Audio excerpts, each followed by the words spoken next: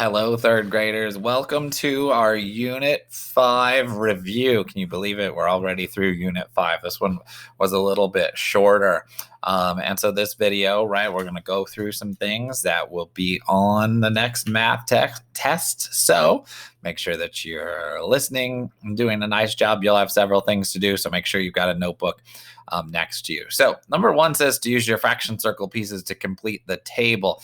What I've done for you here is to go ahead and represent this with a picture, okay? And so we already have this picture here, so we're not going to need our fraction circles yet, but we will in just a little bit.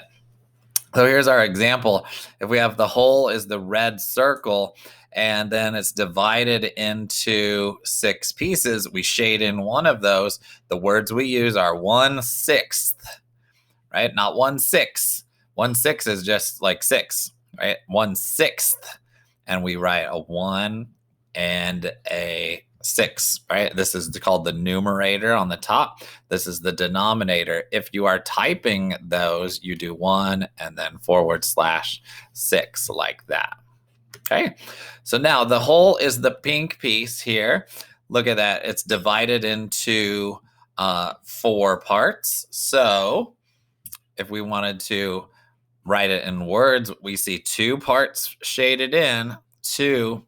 Now, not 2 4s. 2 4s equals 8. 2 fourths.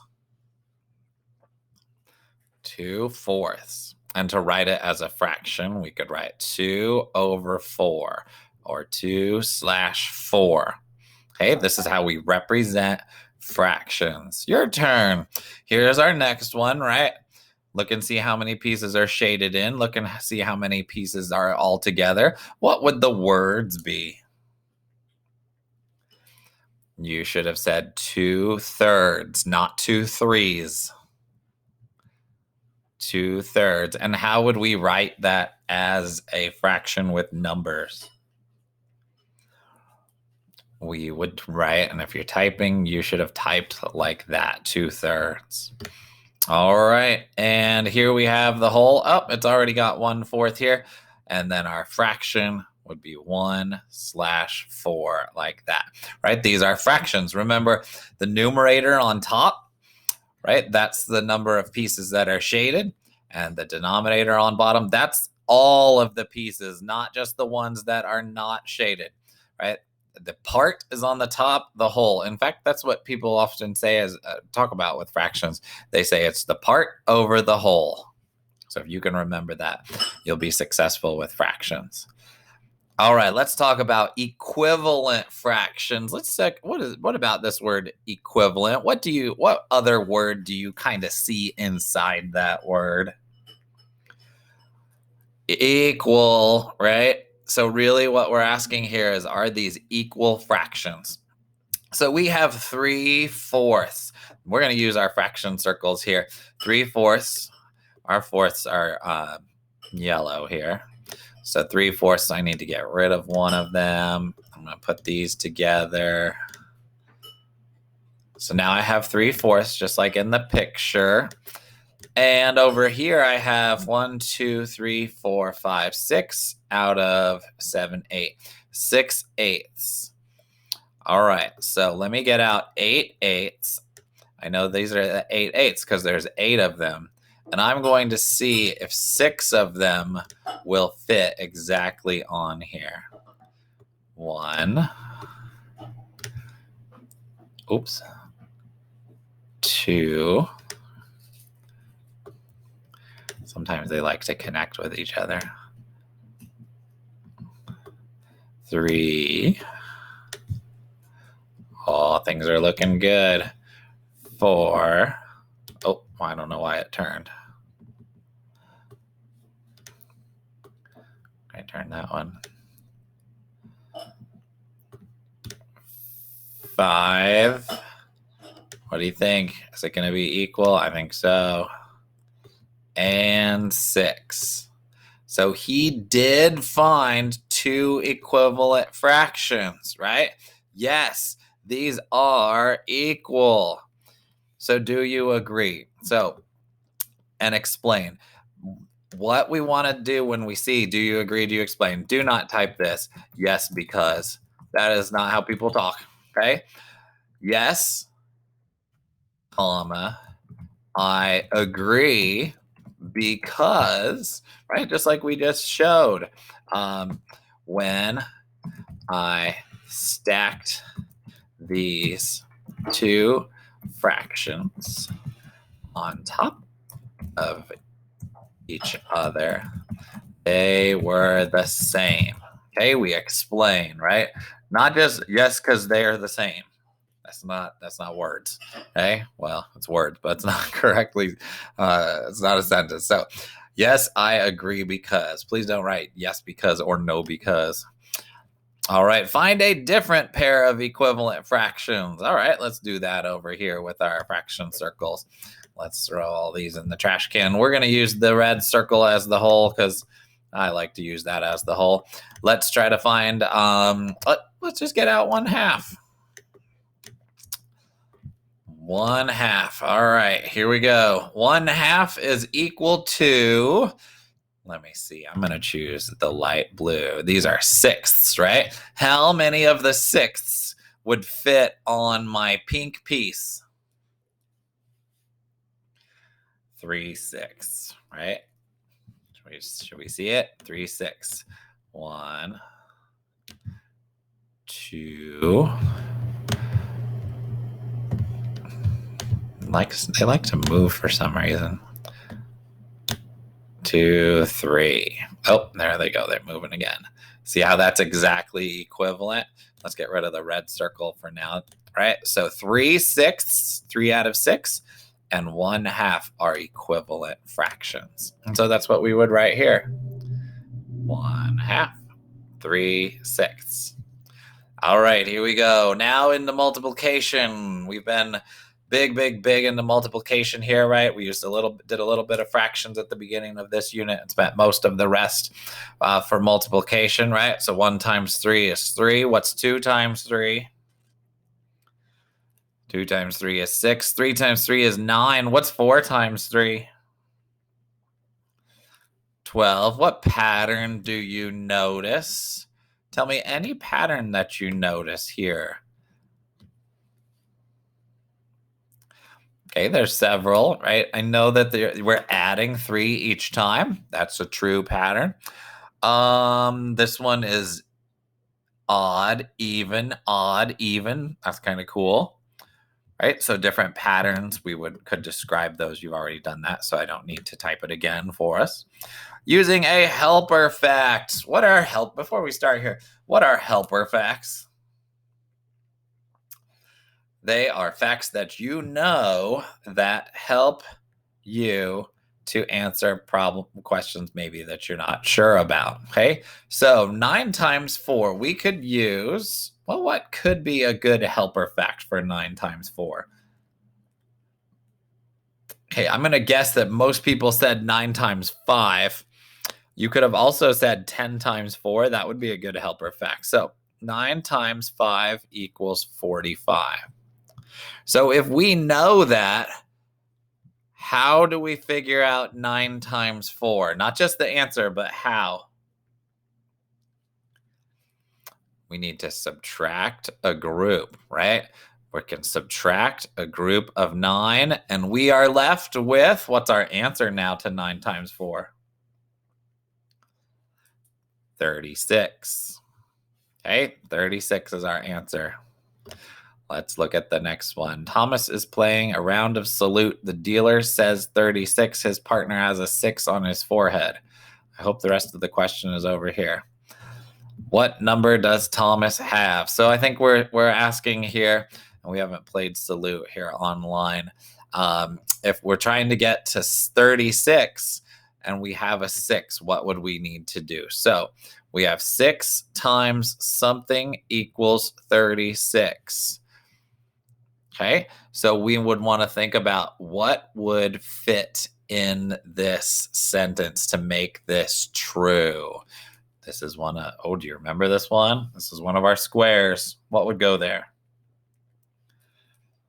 6 times 6 equals 36.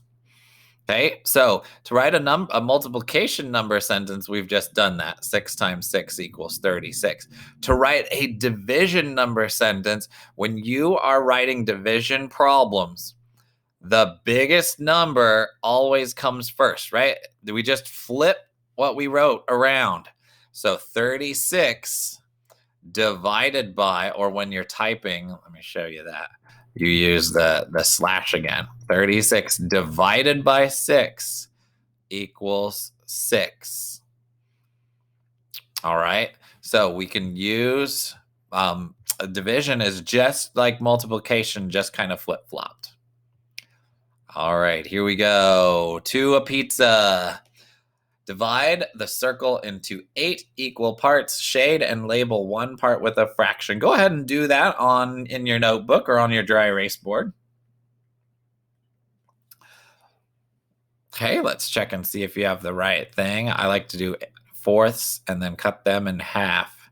Now I have 8 and I have 1 shaded. What fraction is this? We have 1/8. Right? 1/8. 1 is the numerator here, and 8 is the denominator. And now we're going to get into our decomposing of the different boxes here, right? Decomposing of factors. We've been talking about that recently. We have Madison. Madison is trying to solve 9 times 6. She sketches a rectangle to help her think about how to break apart the numbers so that the fact is easier to solve. Here is her sketch. Use numbers or words to explain how Madison uses her sketch to solve 9 times 6. Now, if you're thinking, oh, could I use a helper fact? Yes, you could, right? But I'm just kind of presenting this as an alternate way. I like to tell students to look for 5s or look for 2s. So if we took this 9 and broke it into 2 parts, right? If we said, and this is 5, what would this be right here? How much would this be? Remember, this whole thing was 9. We just chopped off 5. So what would be left? 4, right? Because 5 plus 4 is 9. So now we have 6 times 5. What goes here? We should have 30. And 6 times 4. What should go in the second box? 24. And let's put those together, right? Let's add those up and we can use some space over here. 30 plus 24. How much is 30 plus 24? 54. Okay, now could you have also done a helper fact here, right? So 9 times 5 equals 45, and add 9 more to get 54. Yes, right? That would have worked. Could you also use that cool finger trick Mr. White taught? Yep, right. So we have lots of ways that we can use when we are stuck on any multiplication facts. Let's use some words to say what we did. First, remember those sequence words are great when we're explaining things in math. First, we split the 9 into 5 and 4. Then 5 times 6 equals 30. And 6 times 4 equals 24. Finally, comma, I added the 2 answers together to get 54, right? When you're explaining things, more is usually better, right? If you write an explanation that just says, I split them and then I figured it out, right? That's not usually going to be a satisfactory answer. Okay, so spend time to explain whenever you needed to. Number 8 here, I think this is the last one. I'm right. Number 8 is about square helper facts. What square helper fact could you use to help you solve 8 times 9? Remember when we were doing these squares? So what square fact could you use? Okay, you really have two choices here. You could have gone with the 8 and said 8 times 8 equals 64, or the 9. 9 times 9 equals 81. Either one of those could help. Let's pick this one just for fun. 8 times 8 equals 64. So if we know 8 times 8 equals 64, how do we get 8 times 9? Add a group, right? So 8 times 8 equals 64. So 8 times 9, we need to add 8 more. And what is 8 times 9? 72. 72. Let's explain. How would knowing this answer help you solve? So I need to use a piece of the question. Knowing, all too big.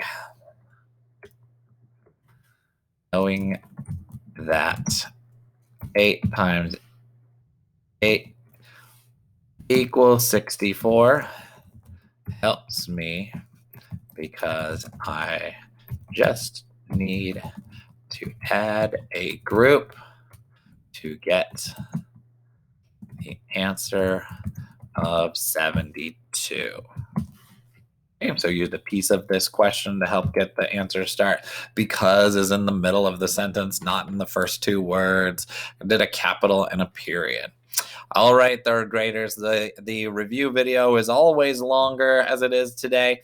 However, again, there is nothing in your math journal that you have to work on. Now, if you want to get yourself even more prepared for the math test, you might go in and look for any, math boxes pages or just other pages that we haven't had the chance to work on. Those would be good things to review if there's skills here that you think that you need, right? You can also get your parents' help, and they might help you find some videos that you could watch to help you as well. So if you need those things, make sure to take those steps.